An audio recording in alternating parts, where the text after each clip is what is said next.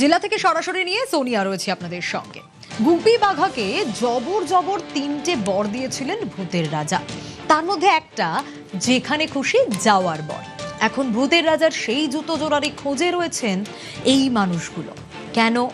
কারণ তাদের যেখানে খুশি যাওয়ার পথে বাধা এই জীর্ণ ভাঙা নড়বড়ে সাঁকো। অভিযোগ, সরকার আসে সরকার যায়, সাঁকো থেকে স্বাধীনতা মেলে না।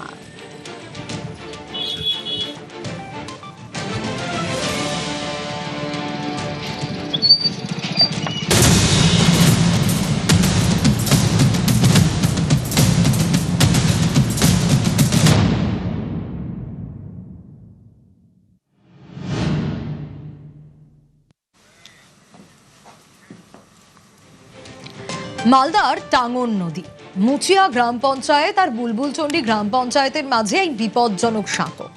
জায়গায় জায়গায় বাঁশের খাঁচা সরে গিয়ে মরণ ফাঁদ। ছবি দেখলেই বুঝতে পারবেন সেই সাঁকোই একমাত্র ভরসা হাজার হাজার মানুষের। কিন্তু যে কোনো সময় যে কোনো বিপদ ঘটতে পারে এই সাঁকোয়, তা বলার অপেক্ষা রাখে না।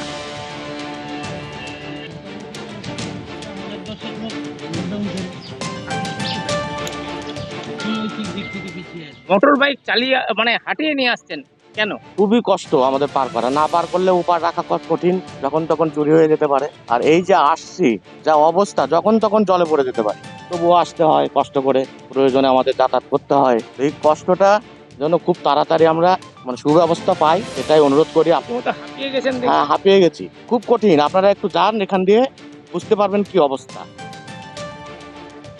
আমি একজন সিএইচও কর্মী, এখানে আমার শ্বশুর বাড়ি। দীর্ঘ 4 বছর ধরে আমি এই রাস্তা দিয়ে যাওয়া আসা করছি। খুব সমস্যা, যে যেতে যেতে মাঝে মাঝেই দেখি বাস নেই। এরকম পরিস্থিতিতে আগে কখনো পড়িনি, এখন দেখছি যা কন্ডিশন। খুব বয়স্ক লোকরা, বাচ্চাদের তো ধরে ধরে পার করে দিতে হয়। মাগুলো এখানে নিতে আসে বাচ্চাদের, ছোট ছোট বাচ্চারা, কখনো কখনো আমি বাচ্চাদের পার করে দিই। আর আমার তো সেন্টারটা অনেক দূরে, আর এই রাস্তার জন্য আমার আরও 30 মিনিট লেট হয়ে যায় ডিউটিতে। খুব বিপজ্জনক। একদিন তো আমি সন্ধ্যেবেলার দিকে আসছিলাম আর রাস্তা দেখতে পাইনি, আমার বাচ্চা নিয়ে আমি একদম, আমার পা অর্ধেক ঢুকে গেছে এই ব্রিজের মধ্যে। মালদহে টাঙ্গন নদীতে এই অস্থায়ী সাঁকো, এই সাঁকো কয়েক হাজার মানুষের যাতায়াতের একমাত্র ভরসা। পুরাতন মালদার সঙ্গে হবিবপুর ব্লককে যুক্ত করেছে এই সাঁকো। আর এই সাঁকোর এতটাই দুর্বল অবস্থা যে মোটর বাইক এভাবেই হাঁটিয়ে পারাপার করেন স্থানীয় মানুষজন। সাইকেল আর মোটর বাইক ছাড়া অন্য কোনো রকম ছোট যানবাহন তো চলাচল করা সম্ভবই নয়। আর এই জায়গায় জায়গায় এই রকম তৈরি হয়েছে ফাঁক, যা যেন মরণ ফাঁদ। এখান থেকে একাধিক সময় দুর্ঘটনা হয়। আর সবচেয়ে বড় সমস্যা হলো একটু বর্ষার সময় বৃষ্টি হলে জল কাদায় এই সাঁকো, তা কিন্তু আরও বিপজ্জনক হয়ে ওঠে। কারণ স্লিপ হয়, যে কোনো সময় নিচে পড়ে যাওয়ার ভয়, এবং অনেকে একাধিকবার জখমও হয়েছেন। প্রায় 100 মিটারের এই সাঁকো থেকে সেতু তৈরির লড়াই স্থানীয় মানুষের কয়েক দশকের।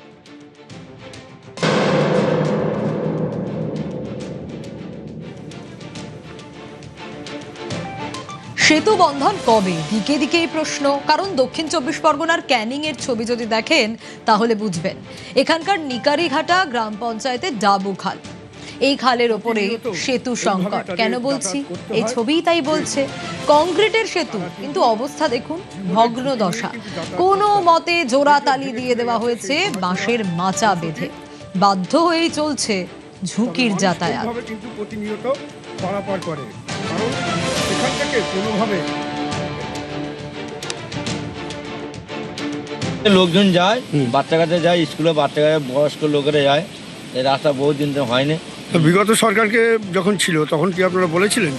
অনেক লোককে বলেছিলাম, অনেক লোক বলেছিলাম। আচ্ছা, ভিডিও পঞ্চায়েতের প্রধান সবাইকে বলেছিল?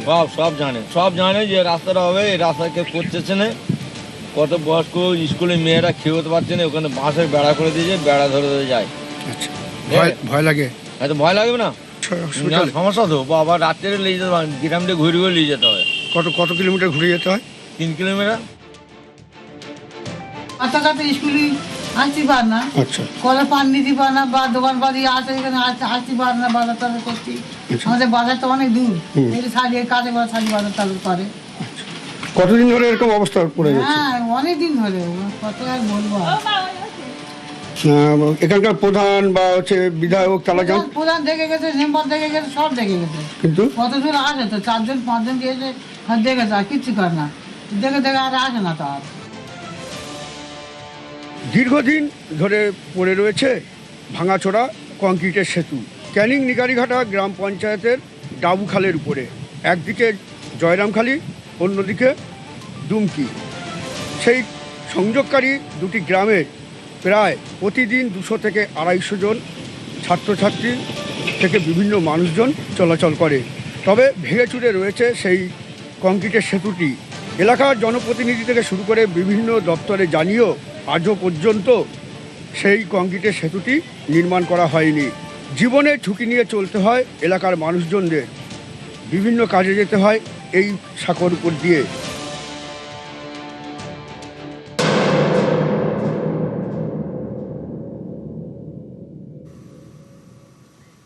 সাঁকো থেকে স্বাধীনতা চান পান্ডুয়ার হরাল দাসপুর গ্রাম পঞ্চায়েতের বাসিন্দারাও। প্রায় 15টা গ্রামের বাসিন্দাদের ভরসা কি জানেন? এই যে ছবিটা দেখাচ্ছি সেটা, এই একটা কাঠের ব্রিজ। ভোট আসে, ভোট যায়, জরাজীর্ণ এই সাঁকোর বদল হয় না, নিত্য চলে ঝুঁকির যাতায়াত।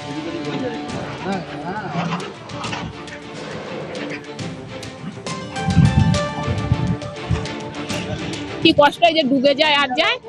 আমাদের এই হাটতলা আসতেই হয়, আমাদের ডাক্তার পাতি সব হাটতলা, ভাসতলা, গুড়াব যেতে হয় এই রাস্তা দিয়ে। তাহলে ব্রিজটা যদি এরকম হয় তাহলে মানুষ কি করে?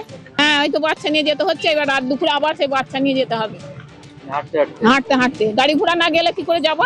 সমস্যা, গাড়ি এখানে যদি ফোন করি গাড়ি এখানে দাঁড়াবে, অতটা রাস্তা, কোন রাস্তা, হ্যাঁ কত দূর রাস্তায় হেঁটে হেঁটে এসে এখান থেকে গাড়ি করে আবার নিয়ে যাবে, তাহলে মানুষ তো মরে যাবে অতটা আস্তে আস্তে। তাহলে ব্রিজটা হলে তো ভালো হয় একটু, আমাদের এইটাই সমস্যা, ব্রিজটা যেন হয়। গ্রামের একটা রাস্তা, মানে যোগাযোগের রাস্তা, একটা গ্রাম থেকে আরেকটা গ্রামের রাস্তা, যোগাযোগের রাস্তা, সেটা বেহাল অবস্থায় পড়ে আছে। এটা মানে বিগত একের পর এক পাল্টে যাচ্ছে। দু মাথায় রাস্তা হচ্ছে, এ মাথাটা ফাঁকা পড়ে আছে, রাস্তা হচ্ছে না। এই ব্রিজটা তো হচ্ছে না, তাদের সমস্যাও হচ্ছে। অবশ্যই এটা তো জনসাধারণের সমস্যা তো একটা বটেই। বর্ষাকালে আরো ভয়। এটা সংস্কার হচ্ছে, কিন্তু নতুন করে ব্রিজ কিছু হচ্ছে না। এটা ভেঙে যাওয়ার তো একটা ভয় থাকে। হ্যাঁ, অবশ্যই ভয় থাকে। পান্ডুয়ার হরাল দাসপুর গ্রাম পঞ্চায়েতের শিয়ালাগুড়ি এই গ্রাম। এই গ্রামে এই কাঠের ব্রিজের উপরে ভরসা প্রায় 10 থেকে 15টি গ্রাম। বিগত 20 বছর আগে এই ব্রিজ, পাশের যে ব্রিজ ছিল সেই ব্রিজ ভেঙেছে। বিগত দিনে সরকারের কাছে জানিয়েছে, এলাকার যারা গ্রামবাসীরা রয়েছে জানিয়েও কোনো সুরাহা হয়নি। দিনের পর দিন তারা গেছে, পঞ্চায়েতকে জানিয়েছে যে এই ব্রিজ যদি না তৈরি করে দেওয়া হয় তাহলে এলাকায় যারা গ্রামবাসীরা রয়েছে তারা সমস্যার মধ্যে পড়েছে। কেন? এটাই তাদের রাত বিরেতে, দিনের বেলায় সবসময় তাদের এই জরুরি এই ব্রিজের তলায় পানা আটকে জলমগ্ন হয় গ্রামে, এবং যখন বর্ষার সময় তারা চিন্তায় থাকে, ব্রিজ নড়বড়ে হয়ে যায় যে এই ভেঙে যায়। সেই চিন্তার মধ্যে গ্রামবাসীরা দিন গুনছে। নতুন সরকারের কাছে তারা আবেদন করছে দ্রুত এই ব্রিজের দিকে তারা নজর দেয়।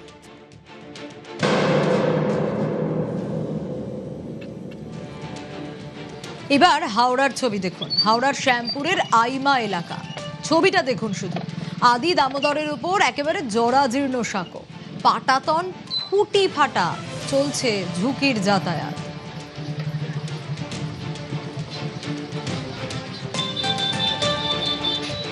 এখানে তো প্রত্যেকদিন বহু মানুষ যাতায়াত করে, খুবই অসুবিধা। এই তো অবস্থা, মেরামতি না করলে তো যে কোনো সময় দুর্ঘটনা হতে পারে না, তখন এর দায় কে নেবে?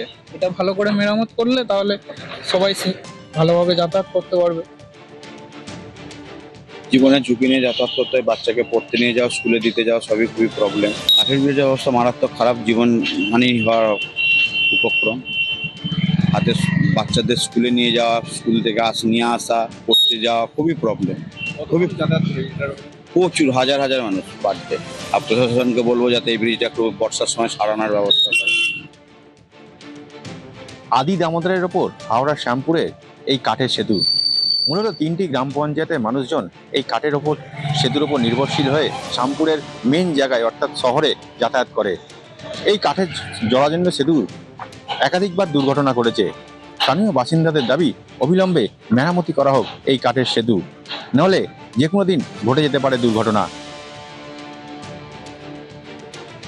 যেখানে খুশি যাইতে পারি 2 নম্বর 2 নম্বর।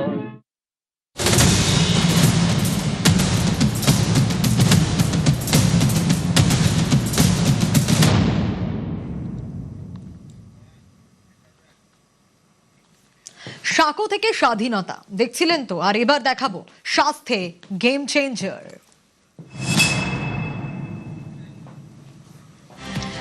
স্বাস্থ্যে গেম চেঞ্জার, আবাসে ফিরবে স্বাস্থ্য। নিউজ 18 বাংলায় লাগাতার প্রচার করি আমরা, লাগাতার খবর সম্প্রচার। নিউজ 18 বাংলাকে ধন্যবাদ স্বাস্থ্যমন্ত্রীর।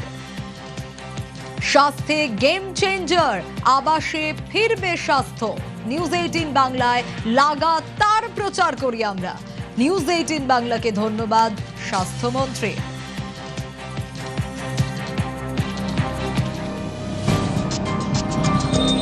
প্রান্তিক গ্রামীণ বাংলায় লোকজন থাকে না, পরিষেবা দিতে পারে না, কেন ডাক্তাররা থাকতে পারে না। চিকিৎসকের কোয়ার্টারের হাল দেখুন, জল মাঝে মধ্যে টপ টপ করে পড়ে, কখন আর কি সিলিং এর এটা ভেঙে পড়বে কি না, এই একটা তো টেনশন থাকে। আমাদের ভীতি একটা উদ্রেক করে এই কোয়ার্টারে থাকা। গাছে লতা পাতা নেমেছে ছাদের উপর থেকে, আর এই কোয়ার্টারগুলোতেই নাকি বসবাস করেন স্বাস্থ্যকর্মীরা। অধিকাংশ কোয়ার্টার কিন্তু এইভাবে জঙ্গলে ভরে রয়েছে। কার্যত ধ্বংসস্তূপের চেহারা নিয়েছে এই ডাক্তারদের কোয়ার্টার। যারা স্বাস্থ্য পরিষেবা দেবে তাদের থাকার জায়গাটা অস্বাস্থ্যকর হয়ে আছে। শিয়াল, সাপ সব বেরোয় এখান থেকে। সেখানে অনেক সময় ইলেকট্রিসিটি থাকে না, থাকার জায়গা অবধি নেই। এই যে কোয়ার্টারগুলো, এই কোয়ার্টারগুলোতেই বড় বড় সাপের আড্ডা। দেখতেই পাচ্ছেন আপনারা যে ঝুল থেকে শুরু করে একেবারে জানলা দরজা কিছু নেই। ছাদ ফেটে জল পড়ছে, ভিতরে বন বৃক্ষের শিকড়ে একেবারে ছেয়ে গেছে। ঘরের চাঙড় থেকে শুরু করে জানলা দরজা সবকিছুই কিন্তু ভেঙে চুরে রয়েছে। কোয়ার্টারের অবস্থা তো খুবই খারাপ। আমাদের কোয়ার্টার থেকে উপর থেকে চাঙড়গুলো ভেঙে ভেঙে পড়ছে। ঘরে ঢুকে দেখি সাপের কোলে ঝুলতে যায়। এই অবস্থায় কি করে থাকা যায়? মাননীয় মুখ্যমন্ত্রী বলেছেন আমাদের 341টা ব্লকে প্রত্যেকটি নার্সিং স্টাফ, প্রত্যেকটি ডাক্তার, প্রত্যেকটি ফার্মাসিস্ট, স্বাস্থ্যকর্মীর জন্য ফ্ল্যাট দিতে। সেইটা বলেছেন বাংলো টাইপের করতে, একতলা 2 বেডরুম উইথ BHK বলেছেন একদম। এটাও বলেছেন যেন এয়ার কন্ডিশন থাকেন। যদি এই ধরনের কোনো ব্যবস্থা নেওয়া হয় সেটা সত্যিই ভালো হবে। এটা খুব ভালো ইনিশিয়েটিভ যদি হয় তাহলে নিশ্চিতভাবে ইয়ং জেনারেশনটা আছে তারা গ্রামে কাজ করাতে উদ্বুদ্ধ হবে। নিরলস পরিশ্রম করছে স্বাস্থ্য দপ্তর। নিউজ 18কে কিন্তু বিভিন্ন জায়গায় আমরা দেখেছি আমাদের সঙ্গে থাকতে, ভালো লাগে, ধন্যবাদ জানাই।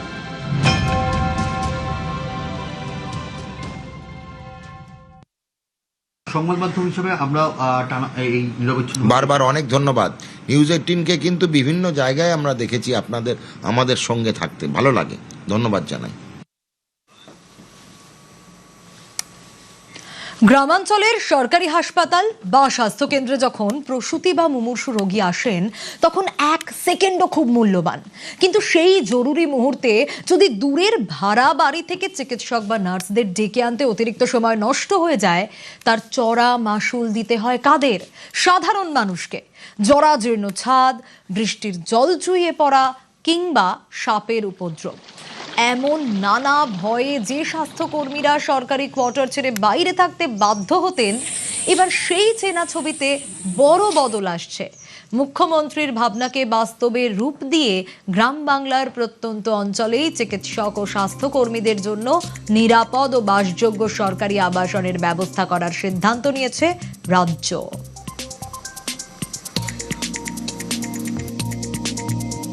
প্রান্তিক গ্রামীণ বাংলায় লোকজন থাকে না, পরিষেবা দিতে পারে না, কেন ডাক্তাররা থাকতে পারে না। 21-22 বছরের ছেলে একটা প্রত্যন্ত গ্রামে প্রান্তিক জায়গায় তার জীবনটা কি হতে পারে? সেখানে অনেক সময় ইলেকট্রিসিটি থাকে না, তার থাকার জায়গা অবধি নেই, একটা কোয়ার্টার নেই। মাননীয় মুখ্যমন্ত্রী বলেছেন আমাদের 341টা ব্লকে প্রত্যেকটি নার্সিং স্টাফ, প্রত্যেকটি ডাক্তার, প্রত্যেকটি ফার্মাসিস্ট, স্বাস্থ্যকর্মীর জন্য ফ্ল্যাট দিতে। সেইটা বলেছেন বাংলো টাইপের করতে, একতলা 2 বেডরুম উইথ BHK বলেছেন একদম। এটাও বলেছেন যেন এয়ার কন্ডিশন থাকেন। আমরা ওয়ার্কআউট করছি প্ল্যান। প্রত্যন্ত গ্রাম, দুর্গম এলাকায় কর্মরত চিকিৎসক হোক বা নার্সিং স্টাফ, থাকার জায়গার সমস্যা অভিযোগ অনেক দিনের। বহু ক্ষেত্রেই সেসব জায়গা বসবাসযোগ্য নয় বলে দীর্ঘদিন ধরে অভিযোগ উঠছে। তৃণমূল আমলে কার্যত এসব জায়গায় উন্নয়ন হয়নি বলে অভিযোগ উঠেছে। কেমন অবস্থা গ্রামের হাসপাতাল ও স্বাস্থ্য কেন্দ্রের সরকারি কোয়ার্টারগুলোর? ঘুরে দেখল নিউজ 18 বাংলা।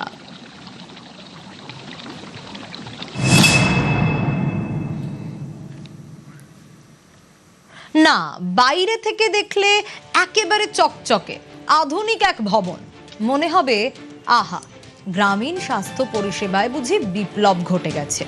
কিন্তু জল্পনা আর কল্পনার মোড়কটি সরিয়ে আপনি যদি সুন্দরবনের গোসা বা গ্রামীণ হাসপাতালের নার্সিং কোয়ার্টারে একবার পা রাখেন, ব্যাস, চোখের ভুল ভেঙে চুরমার হয়ে যাবে।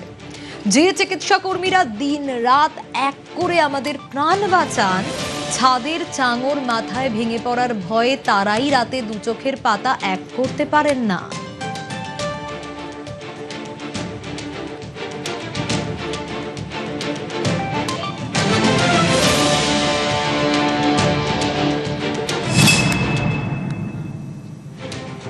কোয়ার্টারগুলো আপনি দেখতে পাচ্ছেন, কোয়ার্টারগুলো ভাঙা আছে সব। এই মশারি লেগে ঘুমাই, সাপ টাপ বেরোয় না। কোয়ার্টার করে দিলে খুব ভালো, কোয়ার্টার করলে ভালো করে থাকা যাবে। এমনি অনেকগুলো কোয়ার্টার আছে, শুধু এরকমই অবস্থা থাকে।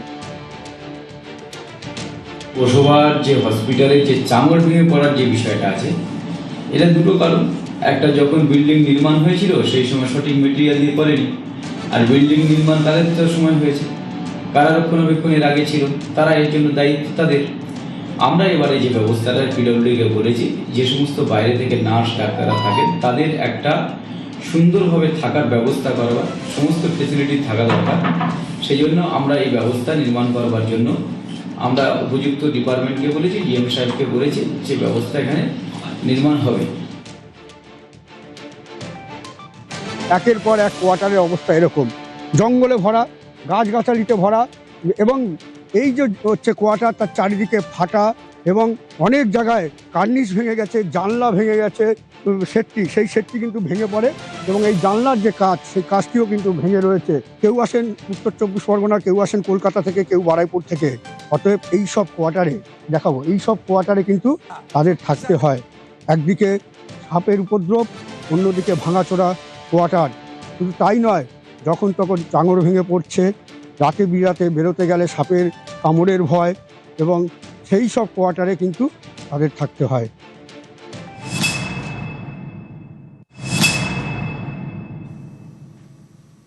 এবার হরিপালের ছবি দেখাবো। বাইরে জঙ্গল, দেওয়ালে গজিয়ে ওঠা বট অশ্বত্থের শিকড়, আর মাথায় ঝুলতে থাকা ভাঙা বাতি স্তম্ভ।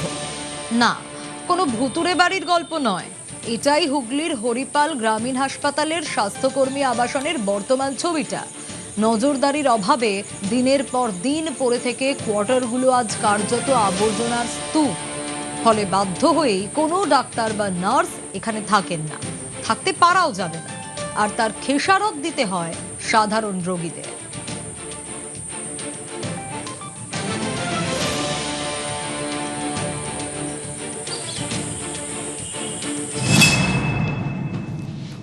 জঙ্গলে ভর্তি, সাপখোপের আড্ডা, এখানে মানুষ থাকার মতো কোনো পরিবেশ নেই। তাই জন্য মানুষ এখানে কোনো পরিবেশে থাকতে পারে না। স্বাস্থ্যকর্মীরা আজকে এখানে যদি না থাকতে পারে, তাহলে পরিবেশটা সেভাবে ভালোভাবে দিতে পারছে না।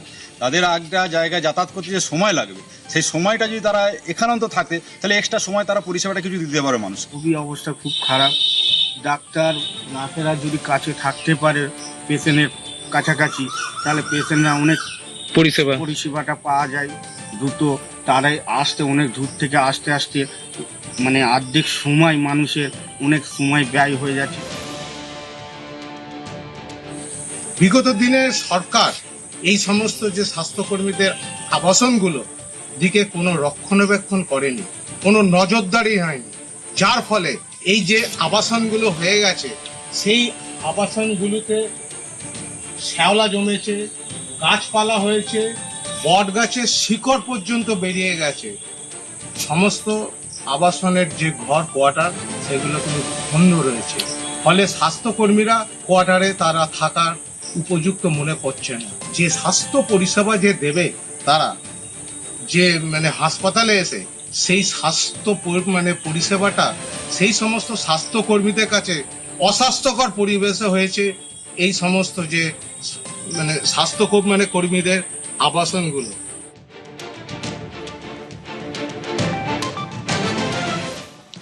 শহর কলকাতা হোক বা জেলা, রাস্তা থেকে বেরোলেই জ্বালা। সে আপনি কাজে যাচ্ছেন বা বাড়ি ফিরছেন বা রোগীদের নিয়ে যাচ্ছেন, একটু এদিক এদিক হয়েছেন কি বেখেয়ালি হলেই ব্যাস।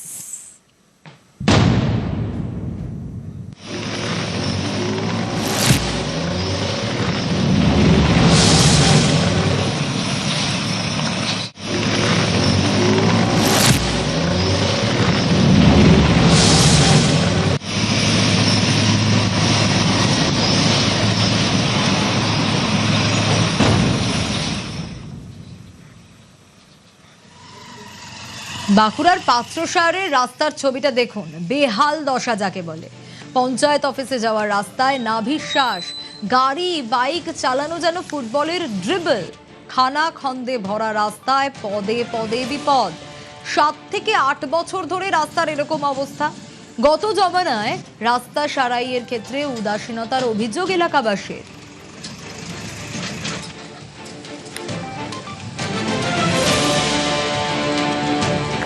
রাস্তা একদম যাচ্ছাতাই রাস্তা, 15 বছরে কোনো কাজই হয় নাই। রাস্তায় সব সময় টোটো পাল্টি খাচ্ছে, টোটো অ্যাক্সিডেন্ট করছে, আতঙ্ক নিয়েই পারাপার হতো। রুগী টুগি আমরা অ্যাম্বুলেন্স এইভাবেই বেরোই। আমরা চাইছি যে রাস্তাঘাট ভালো হোক। রাস্তার হাল তো খুবই খারাপ, গাড়ি চালাতে পারছি না শান্তি করে, খুবই ভয়ঙ্কর অবস্থা। প্রচুর বড় বড় গর্ত, 1 নম্বর 2 নম্বর নিয়ে গাড়ি চালাতে হচ্ছে। উল্টে যাওয়ার সম্ভাবনা, পাল্টি খেয়ে যাওয়ার সম্ভাবনা আছে। এমার্জেন্সি গাড়ি যেতে পারছি না, রাস্তাঘাট ভালো হোক। জলাশয় পুকুর খাল বিলে নয়, রয়েছি রাস্তার ওপরে। রাস্তার ওপর দেখেছেন কতটা জল। কোন রাস্তা বলছি তার আগে আমি একটু স্কেলে করে মাপি এই রাস্তাটা কতটা গভীর।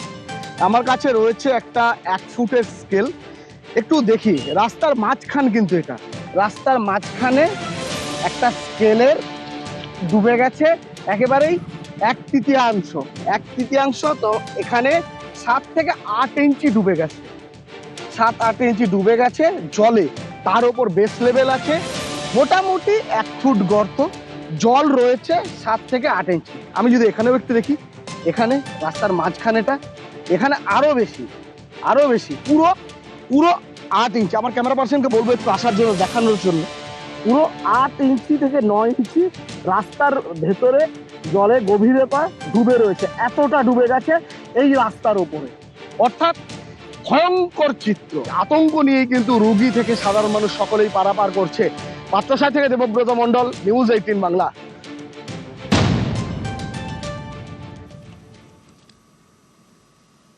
একটা 42 কিলোমিটার রাস্তা, সেই রাস্তায় বোধহয় 42,000 গাড্ডা। হাত পা ভাঙা রোজকার ঘটনা। দক্ষিণ 24 পরগনার হটুগঞ্জ রায়দিঘি রোড দেখলেই বুঝতে পারবেন। বৃষ্টির জল জমে গর্ত বোঝাই যায় না। নিত্যদিন দুর্ঘটনা। রাস্তায় নামা মানেই এলাকার মানুষের কাছে যেন নরক দর্শন। কতদিন তো এটা 2 মাস 3 মাস থেকে খারাপ এরকম হয়ে আছে। বর্ষার আগে থেকে রাস্তা খারাপ। কিরকম খারাপ হয়েছে? এরকম খারাপ প্রত্যেকদিন তো উল্টাচ্ছে টোটো, কারো হাত ভেঙে যাচ্ছে, কারো পা ভেঙে যাচ্ছে, কারো ছুলে যাচ্ছে, এরকম হচ্ছে। রাস্তা জুড়ে এই অবস্থা? হ্যাঁ, এই অবস্থা। বড় বড় গর্ত হয়েছে? হ্যাঁ, খুব বড় বড় গর্ত। এইসব গর্ত আরো ছিল, এইগুলো ইট দিয়ে একটু করে দিয়েছে। সেই খারাপ রাস্তা। কবে ঠিক হবে? হ্যাঁ, জল তো জমছে লোকে। ডেলি 5-6টা করে 7টা করে টোটো উল্টাচ্ছে ডেলি। প্রচুর মানুষ যাতায়াত করে। রাস্তা জুড়ে কি গর্ত? এই গর্ত সারা যায় এখান থেকে রায়দিঘি পুরো এরকম, এই রাস্তায় এরকম অবস্থা। দুর্ঘটনা ঘটছে সব সময়। হ্যাঁ, এই রাস্তা যায়। সামনে তো school, KG school, primary school. রাস্তা জল জমছে, বড় বড় গর্ত। এই সামনে দেখুন বড় বড় গর্ত সব। রাস্তাটা ভালো হোক, এটাই চাই। রাস্তাটা ভালো হোক, মানুষ চলাচল করতে পারুক ভালোভাবে। রায়দিঘি রোড বেহাল অবস্থায় রয়েছে, যার জেরেই প্রাণের ঝুঁকি নিয়ে নিত্যদিন যাতায়াত করতে হচ্ছে নিত্য যাত্রীদের। যে রায়দিঘি হটুগঞ্জ রোড রয়েছে, সেই হটুগঞ্জ রায়দিঘি রোডের যে দেউলার মোড়, সেই দেউলার মোড়ে রাস্তার উপরে বড় বড় গর্ত। আমি দেখানোর চেষ্টা করব এই যে গর্তগুলি রয়েছে, এই গর্তের যে ডেপথ অর্থাৎ প্রায় 6 ইঞ্চ 7 ইঞ্চের উপরেই গর্ত, এবং এই গর্তগুলি প্রায় দেখানোর চেষ্টা করব যে কয়েক ফুট লম্বা এই গর্তগুলি রয়েছে, এবং পরপর পুরো রাস্তা জুড়ে অর্থাৎ হটুগঞ্জ রায়দিঘি রোড জুড়েই এভাবেই কিন্তু বড় বড় গর্ত